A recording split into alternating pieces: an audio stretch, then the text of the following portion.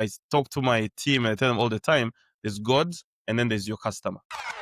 If everyone thinks of themselves as a business and they're generating value, and all of us were generating value to the customer, so how are we contributing to that customer? Then everyone wins. How do you define who your customer is? Your customer is someone who will place an order in the shortest amount of time and pay the most amount of money and complain the least. We have too much shame on our desires. We should just accept what we truly want. If we do that, our dreams aren't as far as we think they are.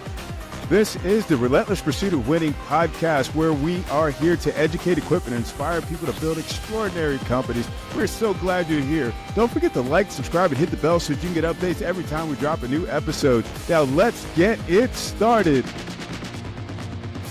Welcome to the Relentless Pursuit of Winning podcast. My name is Rick Meekins. I'm going to be your host today, and we have Joseph Rutakangwa in our studio. How are you today, sir? I'm good, Rick. I'm good. So nice to see you again. This is exciting. Yes. This is going to be fun. We can go all over the place today. All right. Let's see. We already talked about politics. We talked about the economy. We talked employment, all that good stuff, man. So it's about time we hit the go button. Yeah, 100%. Otherwise, we'll continue running for like 30 minutes. Right. Oh my goodness. So yeah, folks, you know what? If you haven't done it already, do us the favor. If you would like, subscribe and hit the bell so you get updates every time we get a new episode, we would be so greatly appreciative. We want to grow this platform. We want to make sure we got great guests like Joseph and other folks and give you the material that you're looking for. So without further ado, Joseph, would you give us a little background on who you are, what you do, and why you do what you do? Yep. Thank you, Rick. I'm Joseph. I'm based in LA. I run a decision AI startup called Rwazi.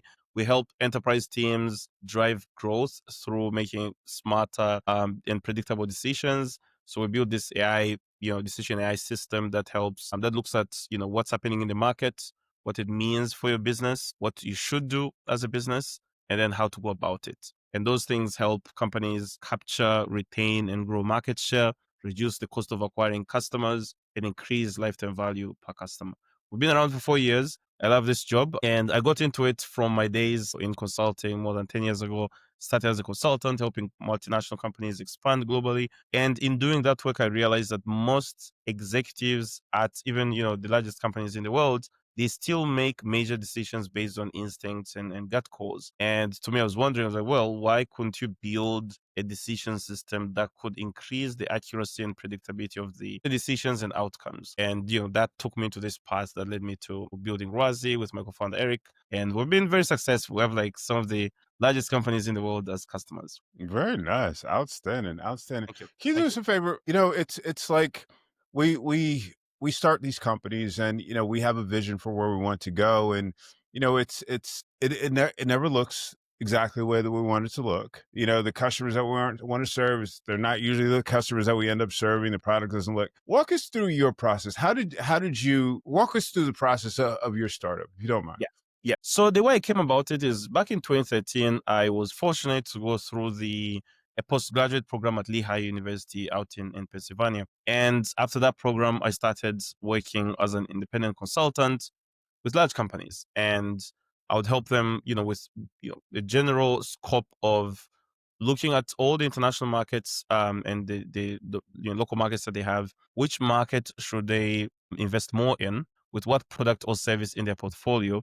Targeting what consumer base, through which sales channels, at what price point, to generate their desired return on investment. To do that work, I found that most executives make these final decisions based on gut calls, and I started figuring out how to build models that would behave as decision systems for executives. Now, these models require data, and the data needs to be the most accurate from the truest source and needs to be acquired at the highest frequency with the widest coverage. And the only data that worked there was that could fulfill all those requirements was zero-party data. So this is data voluntarily shared by the consumers, not the data you scrape off the internet, not this data that all these social media companies kind of like sneakily get from. No, that none of that stuff works. The most accurate and the highest fidelity data is zero-party data. So I started this journey and went through a lot of technical evolutions there. This is as a person figuring out these models. Along the way, I met Eric, who is my co-founder. He was coming from the finance world, capital markets, helping banks and private equity companies with like buying new companies or investing and so on. Now, the way I did that for 8 years before starting Rwazi. And why did it take me too long after I realized the problem? Why did it take me too long to have a decision that this is a true problem I should solve? I have my own way of identifying like a true market problem. So the first one is the way I define a problem is by looking at like who my target customer is and where they're spending their money. So I purely define a problem as, on an individual level, you look in your banking app, right?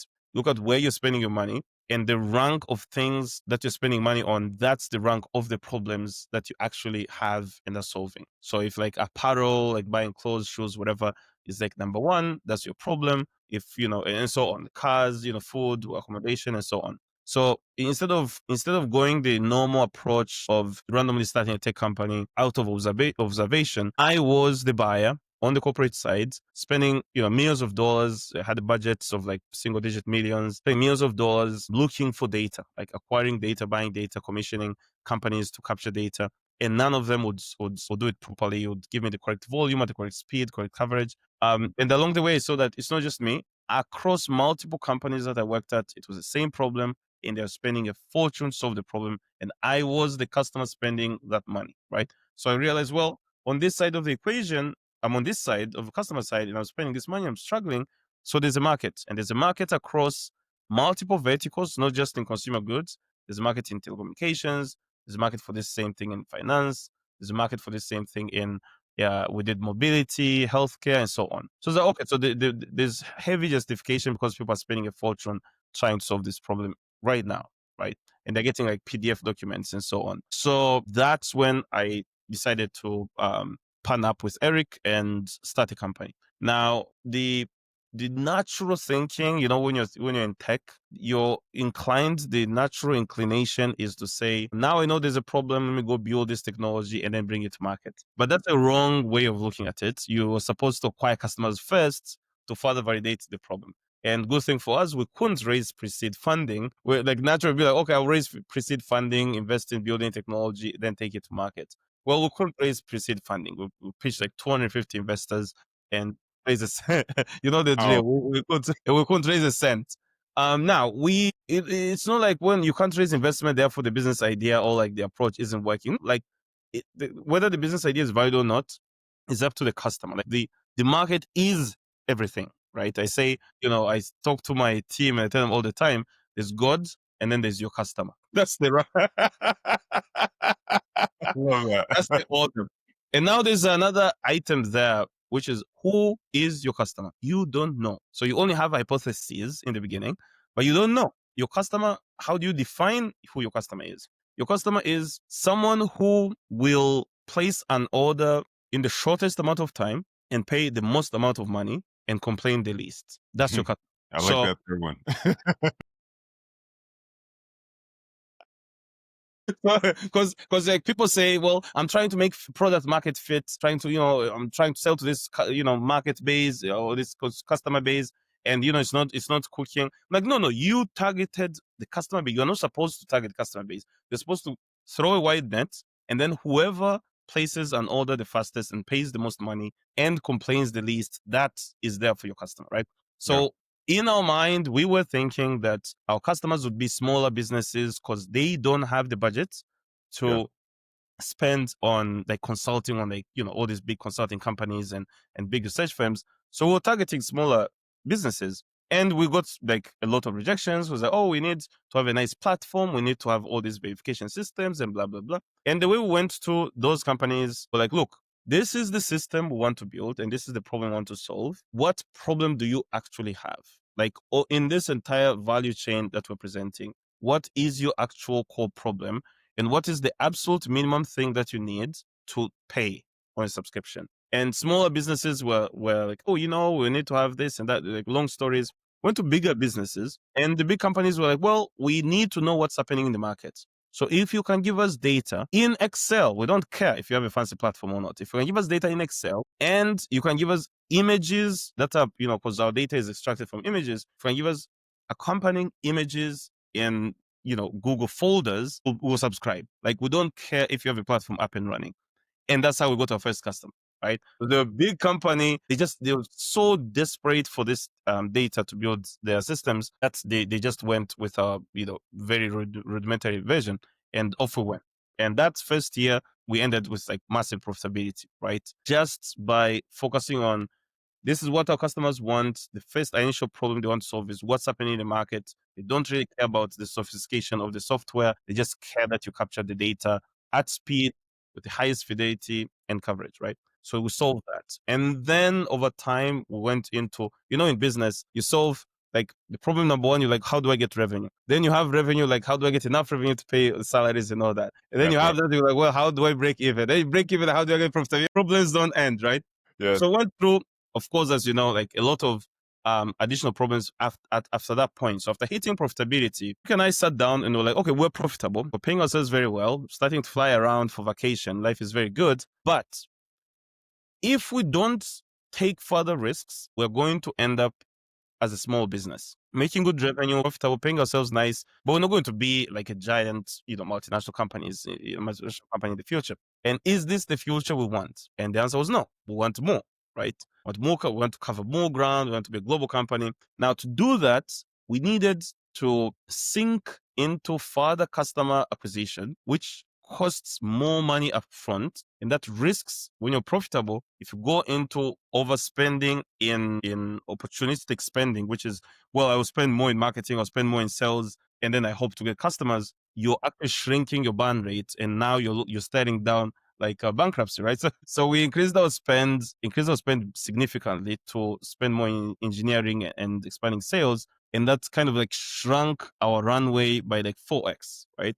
Which is highly risky, but we're like, well, we need to bet now or never, because we don't want to be an SME. We want to be a giant company, and this is the only path. So we invested heavily in products to improve the product, and in sales. We traveled a lot, you expanded our sales, machinery, and we ended up probably created like models and stuff, like financial models, growth models. It wasn't just like yes, what you're trying to keep people from doing. It wasn't just like instinct. It was like, okay, I'm investing this, I expect that in return, right? 100%. So we always spend the last quarter of the year. October is always spent on evaluation. So you're evaluating processes, internal company processes. You're evaluating people. You're evaluating operations. You're evaluating, pricing. You're evaluating all this evaluation. From the evaluations that we do across the company in October, we spend November putting objectives and key results, OKRs, and accompanying KPIs. At the company level, we work with 3 objectives at the company level. Each one of these objectives has 3 key results. And then at the company level, once you've established that at the company level, we give that to the heads of functions, like the heads of departments, like sales, marketing, and so on. And they each develop 3 objectives and 3 accompanying key results per function. And then from there, the individuals in each team developed 3 objectives and 3 key results. Why? I don't like the traditional, like people management way of having a 1-year performance review or quarter performance review. No. I don't like, it's not fair to your team to end up being, reduced or getting through all these problems without knowing. So how do you help your team have visibility on their progress and the performance of the company?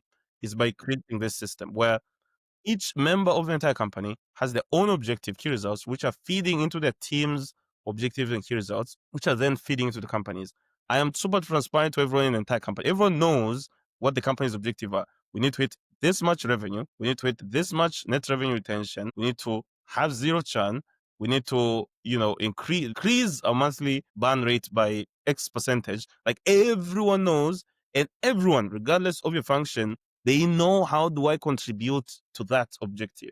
So how does it ladder up to the top? So no one can be let go out of surprise. Like, everyone has 100% visibility. There's no subjectivity, right? So highly quantitative, everything is created into a model, and everyone's input adds up to the top, right?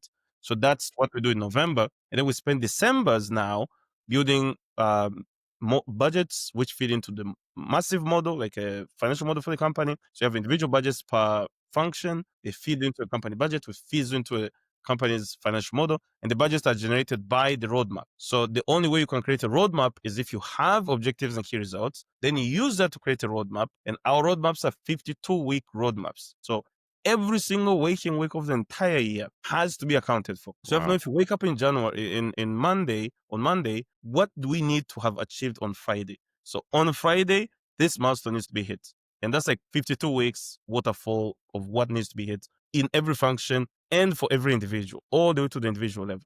So it's too much clarity. Now, when you create a model that accounts for all those variables, you can clearly see where you're going to hit. Like since we started the company, we've never had a year where we missed our targets, because all our targets are hyper calculated and hyper, like zoned into our model. So that's how we approached 2020 when we were starting from 2021 going into 2022. So we 10x our revenue, of course. We more profitable.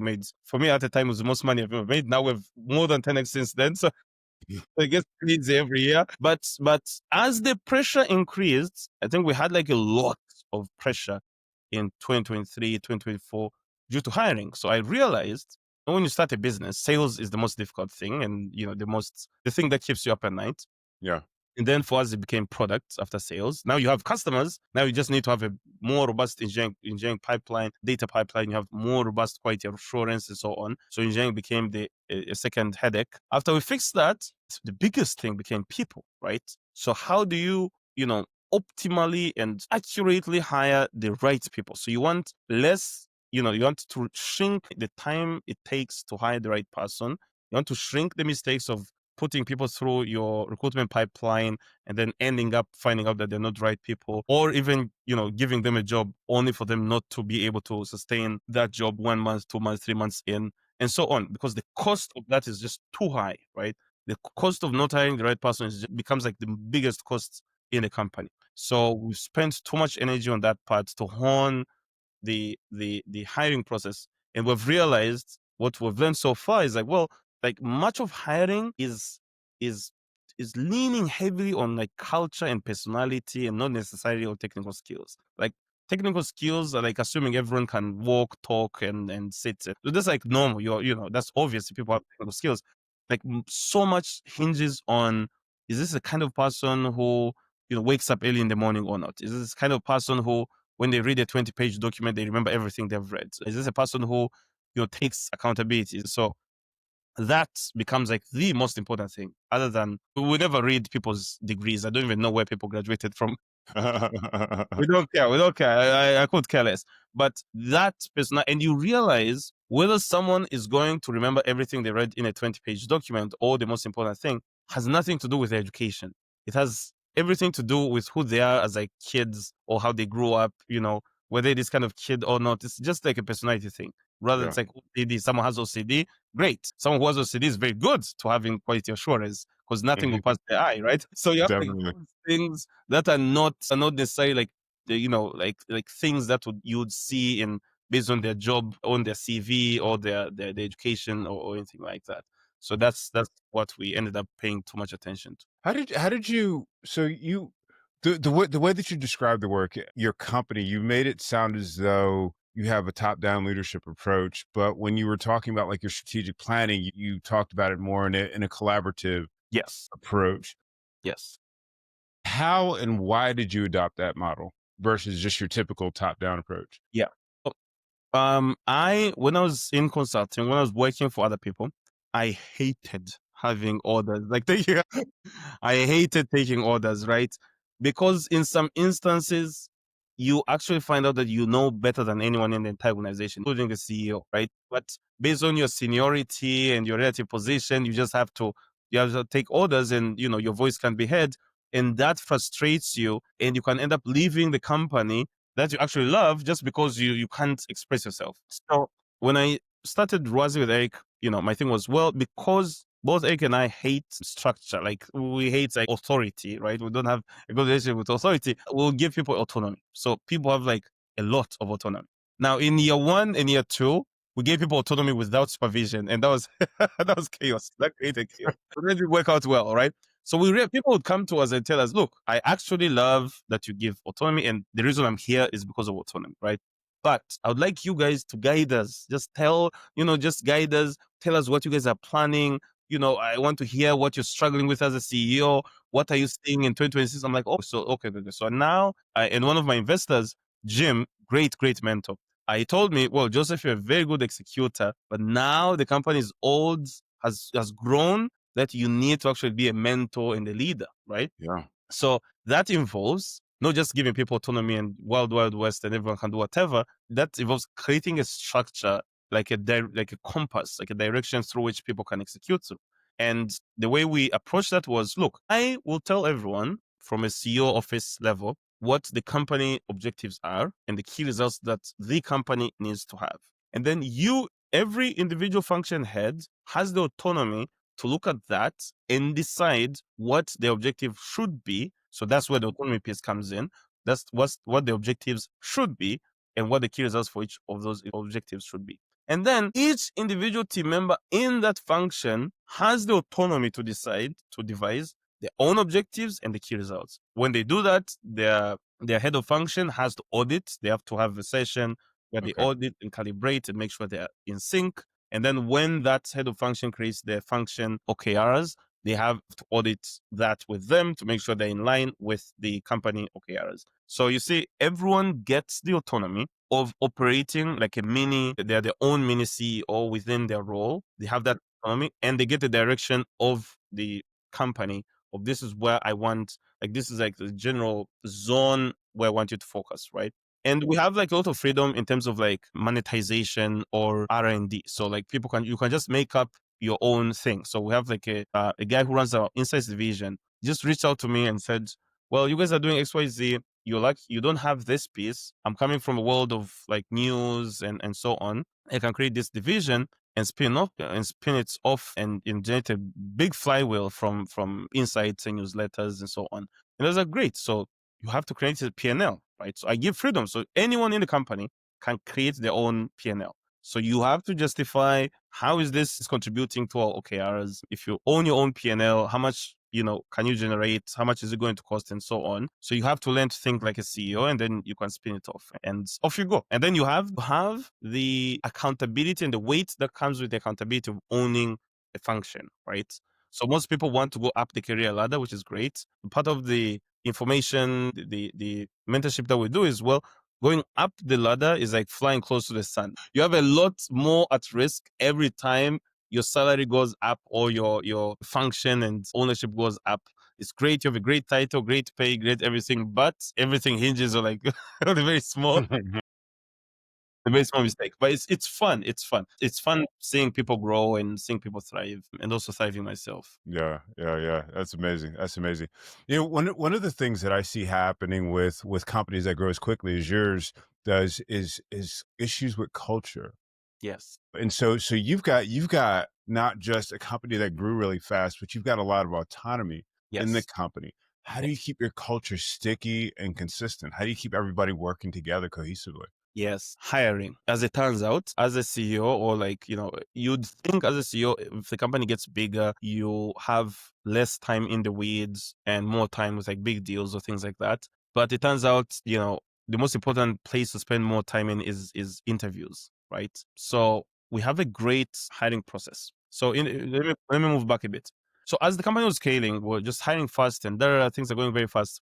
And then we realize there's there's an increase in differences in people's behavior. So we have like three principles at Rwazi. The first one is take initiative. We are anti-bureaucracy, so everyone has to take initiative, move fast, and so on. Hopefully you don't break enough things.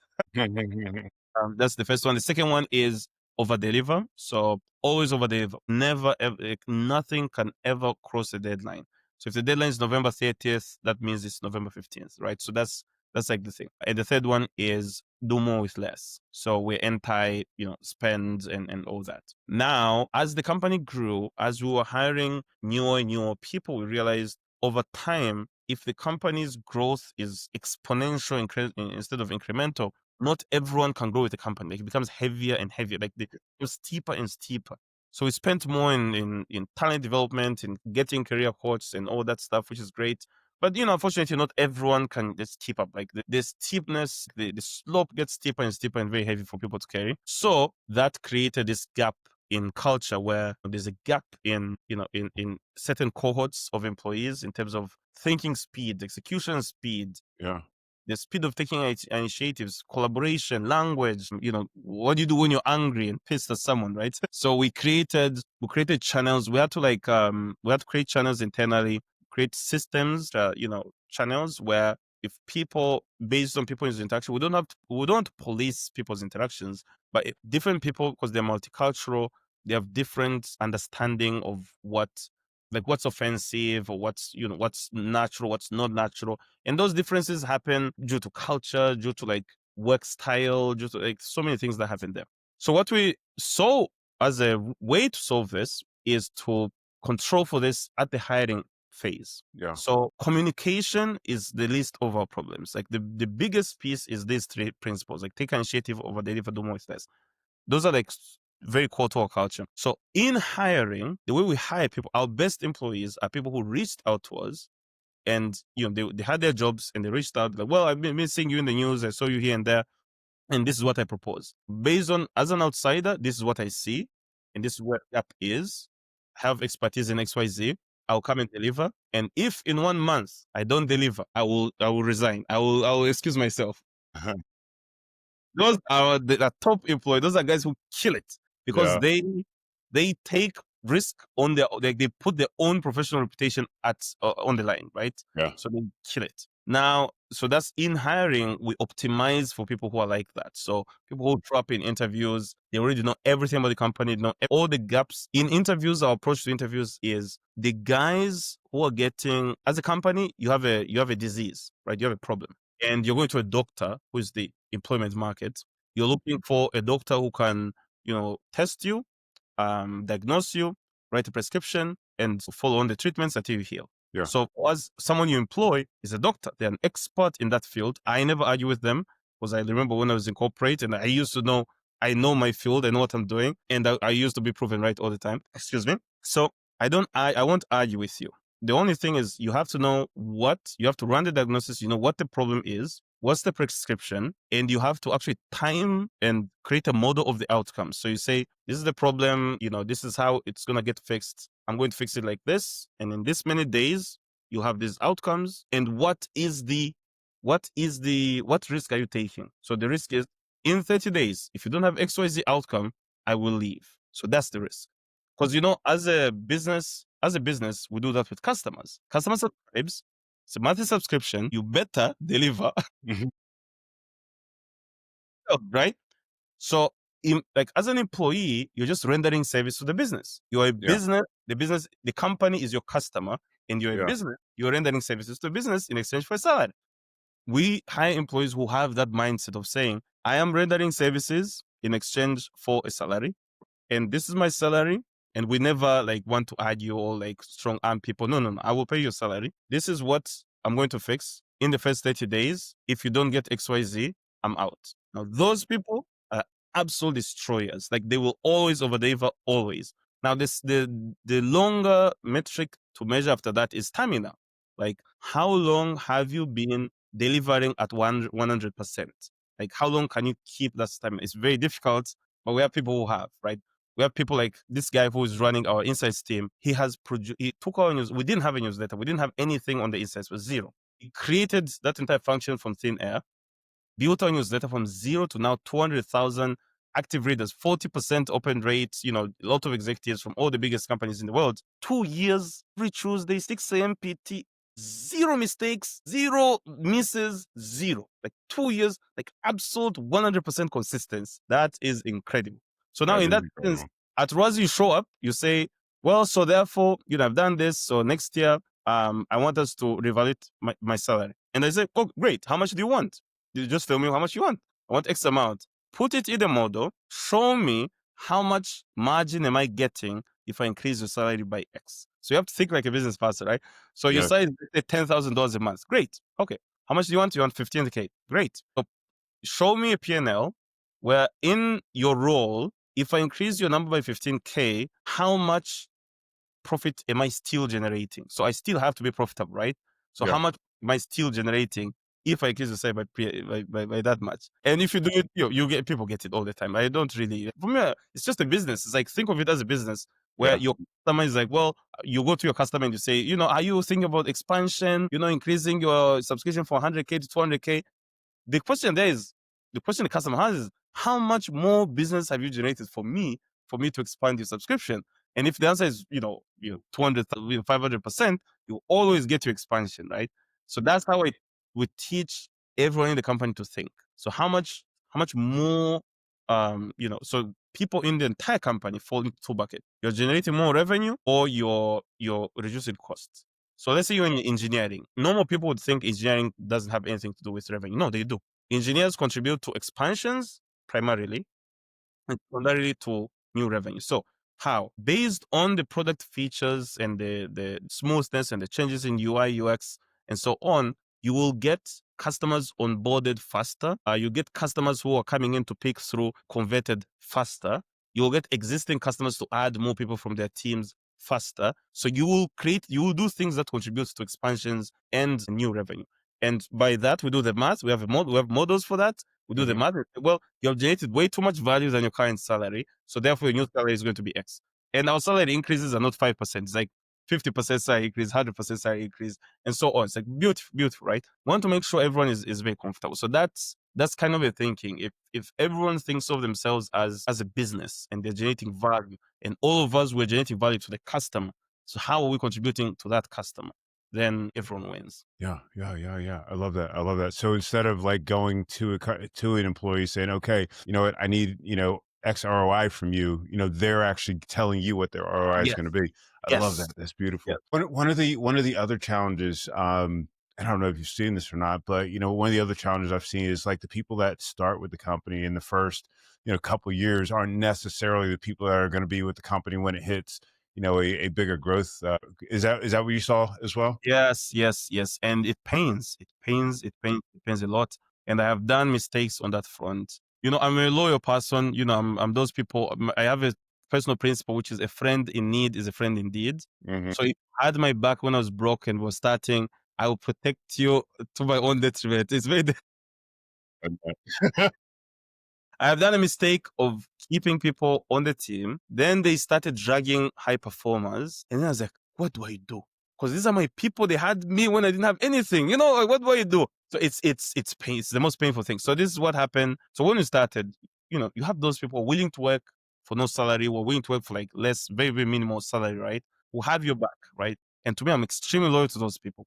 So now year one goes, the steepness from year one to year two is not like 50% increase. It's like 10x. It's like 1000%. It's like you have a giant steepness, right? In terms of step change. Hmm. So as we're going through these step changes, the same people couldn't hold the same roles. Like it's not possible because what's required, the business becomes so sophisticated in engineering. None of our engineers that we started with, none of them are still there today. Like it's just impossible. So the way my thinking back then was we'll hire new ones will train these existing ones, and then they work together. Then you hire the new ones are so far ahead of the existing ones, and they tell you training them is just dragging them behind and slowing them down. Yeah. So then I was like, okay, then these old ones, let's give them another project so that they can continue staying. And then these new ones do their thing. Okay, I did that. Then you Yeah. end up burning a lot of money on projects you will never use or monetize because even the way they write code, the way they build isn't to the standards of the actual team. Now, okay, what do I do? So all of that I was trying to like keep them. You're doing your best, right? Yeah. And then we end up getting the reality check. Eric, my co-founder, is the reality check. And Eric was like, well, the longer you keep holding on to your loyal base, the more you're damaging the fast performing and top performing employees because they're saying these people have a pass on this quality and this level of productivity. Why should I kill myself if these people are having a pass at this level? So then I was like, okay, now you have to let them go. Now, how do you now across all that period, we're talking, I'm sharing with them what's happening. Can you look at your new guys, see what they're doing, and try to learn? We'll pay. You'll do any online course, we'll get you a coach. We'll just pay. And we paid expenses. And of course, that didn't happen because, it just turns out that they're not the same type of people, right? So what we do is we pay them like 3 months or 6 months sometimes worth of ongoing salaries as they figure out the transition. We write letters of recommendations to wherever they're going and so on. So it gives you like a long, at least relatively okay runway to do a career switch. We don't do surprises there. Now there are people who don't cope because human behavior is different. There are people who have experienced a step change, and because they can't cope, you provide career coach, all of it, and they don't take any. Okay, maybe talk to a therapist. None. Okay, so what do you want to do? They just start ghosting. And I understand. It's like it's like when you're in school, and when you move to a new school and everyone is much smarter than what you used to. You used to be a smart student in your previous school, go to a new one, and people are much smarter. There are people who would fight, would jump in the ring and fight, and there are people who would shy away and kind of pull back. Yeah. And as those people pull back, we've had unfortunate experiences of not being able to let them go nicely. Yeah. So you end up having a surprise because you're not doing the career thing. You're not taking on these new certifications. You're not participating in the effort to survive, and cope. So what do you want me to do? And there's a lot of other burning things that are across the companies. So you just have to. So that on those cases, it's been unfortunate. People have been let go like faster than they thought. So yeah, it's challenging. It's very difficult even for us, like the founders. It's been very interesting to see how we are forced to grow fast, because you can't let the entire company grow faster than you. I mean, the company always grows faster than you, but you can't let that gap become bigger and bigger. Otherwise, you'll be left behind yourself. Yeah. As a CEO yourself, there's a world where you can also be resign because you can't keep up. So it's a hamster wheel. Like, people have to keep up all the time.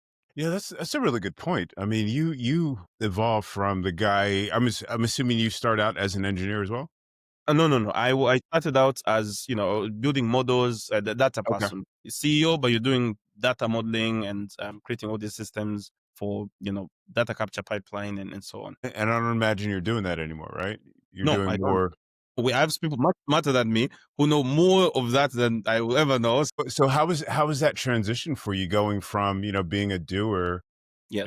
or a producer, to being a leader and running the company? What was, because I mean, there's the role change, obviously. There's a responsibility, obviously, but there's also a mental shift. There's a Yeah. different way you have to think in order to run this new company. Yes. What was Yes. that like? I mean, a lot of like extremely down moments, a lot of like mental burnouts and physical burnouts along the way. So I traditionally do December's off, like, all of December, half of December, I'm like, 50% productive, and the rest of December just zero, to just think and allow my brain to rewire and reorganize, right? Because it gets very difficult. The way I approached it was, I have to know a bit of everything across the entire function. So I know a thing or two on the legal side. Like, I can't get duped, right? Because if you run a business, you have to read the entire, all those documents. You have to read them and know what everything is about. So legal, sales, admin, there are taxes. You have to know all of that stuff. But you can't specialize. You're just a generalist. I Yeah. used to be a specialist in the data world before, in the early days. And then as you hire more people, my approach was, well, I want to hire a doctor, right? I'm doing a bit of everything, but I know, I can't do that and grow fast enough. Yeah. So I need to find, especially doctors, like someone who's like specialist in the ear, specialist in the eye, specialist in the, I don't know, like the stomach, and so on. So you want those specialists. And because you know a bit of everything, and you're kind of like the expert, the de facto expert before that person joins the company, when you're interviewing them, you need to feel that they know, like, you're like a grain of sand in comparison. Then when you get that feeling, for me, I love it, because then all your problems are done. You hand over everything to that person and you're done. That person is now the expert and the point of reference, which is a mistake that some other founders do. You find that a founder is like a CTO when the company started, but you can't possibly be the best CTO in the world. It's impossible. If that Yeah. was the case, you would be working at Google DeepMind or whatever, right? So you are definitely not the best CTO in the world. Your job is to hire now, like, someone who is better than you in that field, right? But you find that people hold on tight. They don't want to let go. They're like, oh, no. This is my thing. I know better. No. You will inevitably and surprisingly always know more like see farther out in terms of product development. Like because you're a founder and you had this dream and whatever, you always kind of like see a lot when it comes to like where the product should go, where the Yeah. market is going. You have that. So that becomes your job. But your Yeah. job isn't what technology stack should we be using? How should we build? How, you can't get into that. The same thing with sales. I used to run the sales organization myself, the sales team and and all that. And then I hired someone who's better than me, was doing like $500 million in terms of revenue. So I'm like, okay, I don't know. Okay, just run the show. Run the show. And they came, ripped apart all my sales, all my sales. I said, that guy, I'm not the sales guy. I'm not Yeah. running sales, right? And yes, as a founder, you still have big deals because customers want you because you're a founder and all that. So, you can still close big deals, but that's not a machine. The sales machine should be such that if you bring any person on off the street and you drop them in the sales org, and they close deals, can they generate sales? That's the sales machine. So I don't count founder sales. I close like $2 million deals. It doesn't matter because that's just the founder. You have the founder. People can read you online and and be like, this is a founder. But that's not, and you know a lot about the story. You can tell a good story about your company, and that's what closes. But that's not like the script. The script and the go-to-market machine has to be created by experts in that field who have done better numbers across different companies that they didn't find themselves. They didn't find themselves in a way to generate that automatic machine. So that's how I like, I have this weird thing with authority where I like being autonomous, but at the same time, I love mentors. Like a lot of people are mentors. I love to know that I'm not the most smartest person in the room. Yeah. So I love always going to other people for help and advice. So that's how I build a team. I build a team to be like, well, if, I used to be the best graphic designer I know like 10 years ago, but now I'm the worst. Like, so in the company, if I need sales, like we have better people who do these things better than me, right? So I behave like that. Those parents who are like, well, what does the phone do here? That's how I behave. To me, it gives me comfort. It gives you comfort that you have experts, people who are better, at these things than you, right? So that's my thing. And I encourage founders to do that. Even small business owners, when you interact with small business owners, you find that most of them want to do everything. Like they want to hold everything. Yeah. But the problem is, you at a conference, you have meetings, you have all these things. So who is handling the business if no one has access to anything unless you are available? So you're making yourself a bottleneck, and you are actually a reason the business is struggling to grow because you're not decentralizing access and productivity, which you need. Yeah. Yeah. Yeah. Good stuff, man. Great stuff. Great stuff. Tell me about Never Stay Broke. Yes, Never Stay Broke. So I wrote this book, Never Stay Broke, which was published in September. So this is 2 months ago now, 5 September. And the reason I wrote the book is we're in these weeds, we're building companies, busy day and night, Monday to Sunday. And I get a lot of like emails and LinkedIn, I have like thousands and thousands of LinkedIn messages of people who want to learn. They want to get my time for me to mentor them or like run workshops. I try to run workshops. I just don't have the time. So my thinking was, well, in the earlier years, I was saying, well, I don't have enough expertise to share with anyone. I'll just wait until I'm 60 and then I'll have gathered enough experience, I've gathered enough experience to share.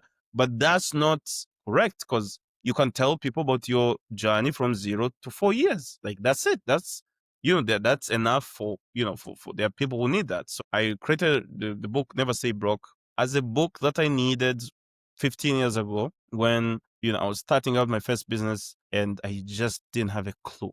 Like my cousin gave me the book, The Secret, and The Secret definitely doesn't tell you.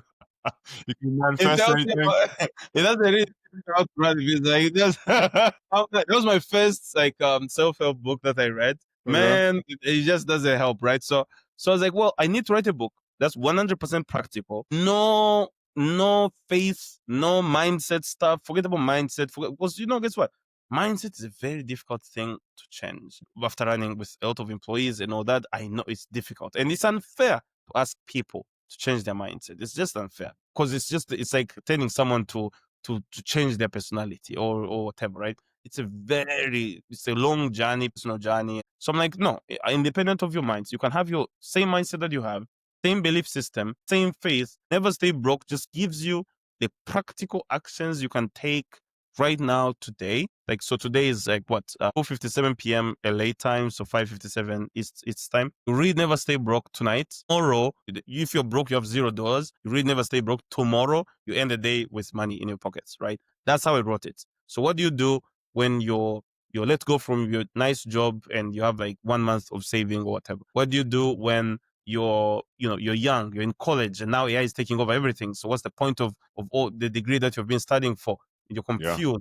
That's what the book is about. What do you do when you're running a small business and nothing is moving, and things are getting blocked, and who knows if we're going to get into a recession, or we are already in a recession. You're about to retire, you're 55 or you're like 60, and you're looking ahead, you're like, well, I haven't saved enough to retire. I don't even know what I'm going to do if I'm out of a job or if I'm forced to retire. So what do I actually do? So like all those scenarios, the book covers that and gives you like just the actions. It tells you like, what do you do? Like, move your body to do X. Nothing to do with your there's nothing to do with your mental face. No, you don't touch, like, just move your body, do XYZ, and this will happen, right? Just now, there's zero guarantee. This is not about you being a millionaire. Like, forget about that stuff. I think, first of all, it's unfair to think that we can only live life if we're millionaires. That's not, I don't know where that thing came from, social media or whatever, but it's not realistic and it's not fair, and it creates mental health problems unnecessarily. You can get a nice mortgage. I don't know about the data nowadays, but I have a family in Iowa, and the house, a 5-bed here in LA, was, who can even own a house in LA? The house, 2-bedroom house is like $1 million or so. In Iowa, a 5-bedroom house with 3-car garage is $250,000. You don't have to live in LA. Also, so there's so many things you can do without having to be a millionaire. It's a fallacy. And I love my people in Iowa. They're happy. They're living a very comfortable life. They're content. They live longer. They have families. They have families in their kids. It's a very beautiful life. This thing that we do here in LA of running for millions of dollars, I think unless you're built that way by nature, like me, like I am built like this by nature. I can't help it. This is me, right? It's unfair for everyone to be sucked into this machine and hamster wheel. People should just find what they want. Yeah. Everyone knows what they want. I believe that. You just have to accept it. And if you read Never Stay Broke, to just guide you towards achieving what you actually want for yourself. Forget about what the world wants and all these other things. So it's on Amazon. It's on all the places where you can find books. Love that. I love that. I love that. Thank you so much. This has been awesome. This has been great. Anything you want to leave our audience with? Accept what you truly want. We have too much shame on our desires. Like traveled across the US. I've been to like Tuskegee in Alabama. People are just themselves. They're absolutely content. They're happy. They're okay.